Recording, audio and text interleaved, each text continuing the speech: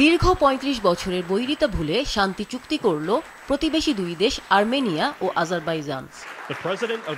শুক্রবার হোয়াইট হাউসে মার্কিন প্রেসিডেন্ট ডোনাল্ড ট্রাম্পের মধ্যস্থতায় চুক্তি স্বাক্ষর করেন আজারবাইজানের প্রেসিডেন্ট ইলহাম আলিয়েভ এবং আর্মেনিয়ার প্রধানমন্ত্রী নিকোল পাশিনিয়ান।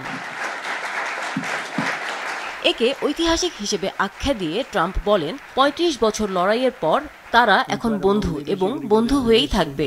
এই চুক্তির মাধ্যমে দুদেশের মধ্যে স্বাভাবিক সম্পর্ক গড়ে তুলে দ্বিপাক্ষিক অর্থনৈতিক সম্পর্ক জোরদার হবে বলে মনে করছে যুক্তরাষ্ট্র। সব মশার বিরুদ্ধে সুরক্ষা দিতে এলো বসুন্ধরা এক্সট্রিম অ্যারোসল, মশার বিরুদ্ধে এক্সট্রিম সুরক্ষা।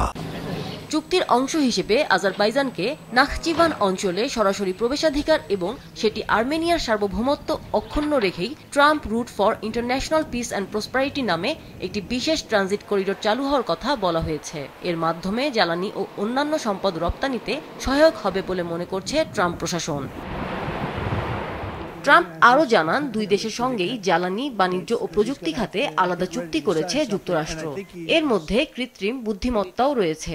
এছাড়া আজারবাইজানের সঙ্গে প্রতিরক্ষা সহযোগিতার ওপর থেকে নিষেধাজ্ঞা তুলে নেওয়া হয়েছে। দুদেশের নেতাই ট্রাম্পকে নোবেল শান্তি পুরস্কারের জন্য মনোনীত করবেন বলে জানান।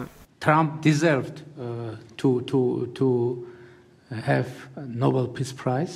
৮০-র দশক থেকেই আর্মেনিয়া ও আজারবাইজানের মধ্যে বৈরী সম্পর্ক রয়েছে। বিবাদের কারণ পর্বত ঘেরা নাগোর্নো কারাবাখ অঞ্চল। আজারবাইজানের শাসনাধীন ওই অঞ্চলে সংখ্যাগরিষ্ঠ মানুষ ছিল জাতিগত আর্মেনীয়। তবে আর্মেনিয়ার সহায়তায় আজারবাইজানের নিয়ন্ত্রণ থেকে নাগোর্নো কারাবাখ বিচ্ছিন্ন করা নিয়েই কয়েক দশক ধরে চলছে দ্বন্দ্ব। সবশেষ ২০২৩ সালেও ওই অঞ্চলের দখল ফিরিয়ে নেয় আজারবাইজান। সে সময় প্রায় ১ লাখ জাতিগত আর্মেনীয় আর্মেনিয়ায় পালিয়ে যান। চুক্তিটি কার্যকর থাকলে এটি ট্রাম্প প্রশাসনের জন্য বড় অর্জন হিসেবে গণ্য হতে পারে।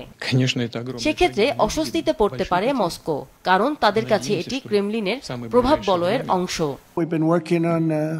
A lot of these deals, we've closed every single one of them all throughout the world, and that's the last of them.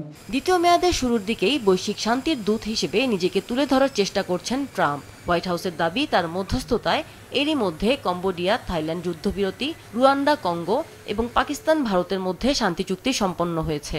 তবে তিনি এখনও ৩.৫ বছরের ইউক্রেন যুদ্ধ বা গাজা সংকটের সমাধান করতে পারেননি। আমিনা লুসি, মাছরাঙা, নিউজ ডেস্ক।